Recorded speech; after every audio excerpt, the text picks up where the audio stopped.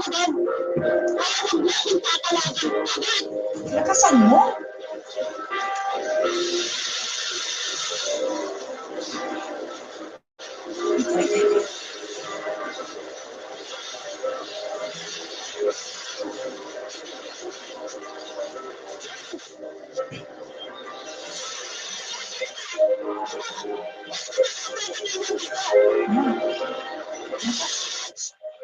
Paano mo nalaman na 12 days apart lang ang inyong kasalan? Kinasal ka pagkatapos ng 12 araw, susunod naman ang pinakasalan niya. Opo, ano nalaman nga po, siyak na po Kapita Mary, kasi sabi ko, hindi po pwede nangyari yun. Bakit kapakasalan, ikasal na sa akin? Ilipat mo yung kinasal kasi. Ilipat mo ang tubig sa drum sa kamay. Yun po, sabi niya, parang ganitong araw daw po.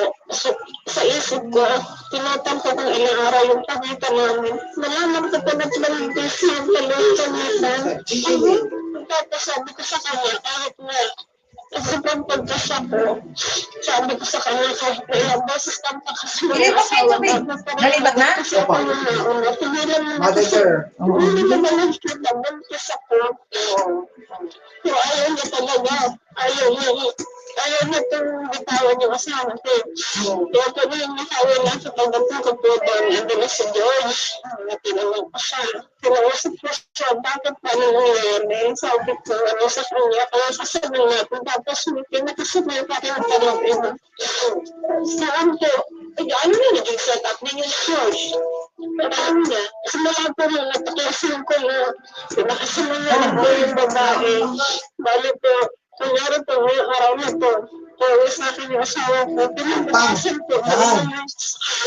Ano yun ba? Ano yun?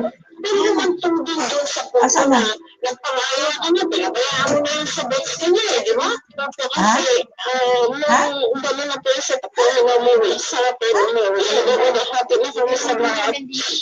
Minsan pa nag-iis na po yung asawa ko na naiyak siya sa gabi, tapos minsan sinasabi na, sorry, hindi ka sinasadya.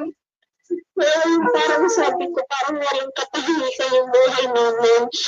Ngayon, nakapasama ko, ganun ba yung kagigis na ng buhay? Mabalang pamilya na kagigis na niya. So, paano ko ba magdala? Tapos nakikita ko yung asawa ko na parang nahihirapan din siya sa sitwasyon. Kaya sabi ko, ako naman magpaparaya. Kinausap ko yung asawa ko. Sabi ko sa kanya,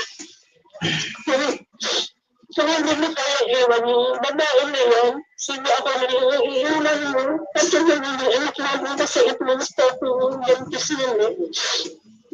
Pagkatapos magparaya nila, isa ngayon niya ang anak nila ni George at itinaguyod na itong mag-isa.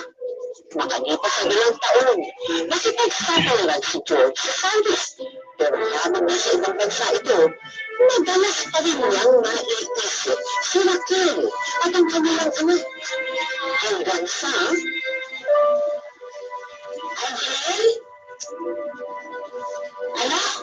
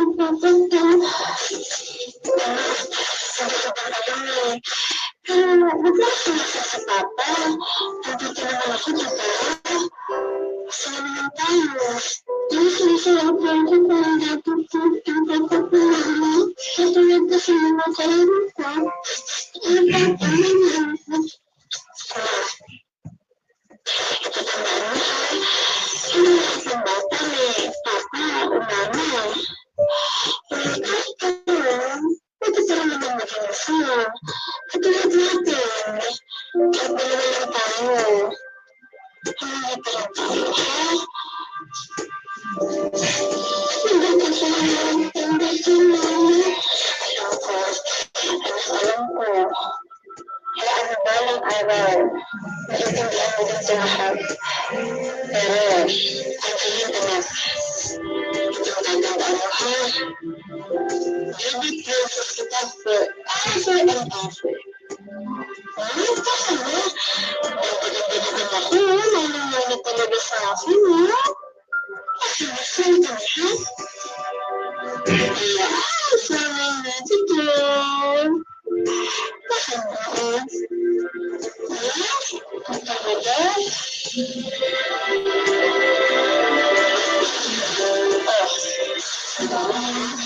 Very modern mindset.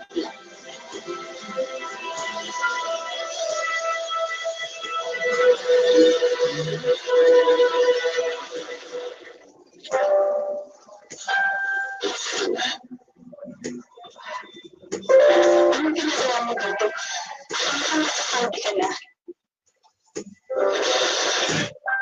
Sabay ko lang. Pabalik mo rin kita.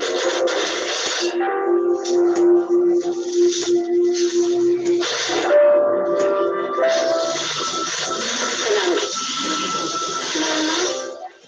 Sino pa yung kausap niya?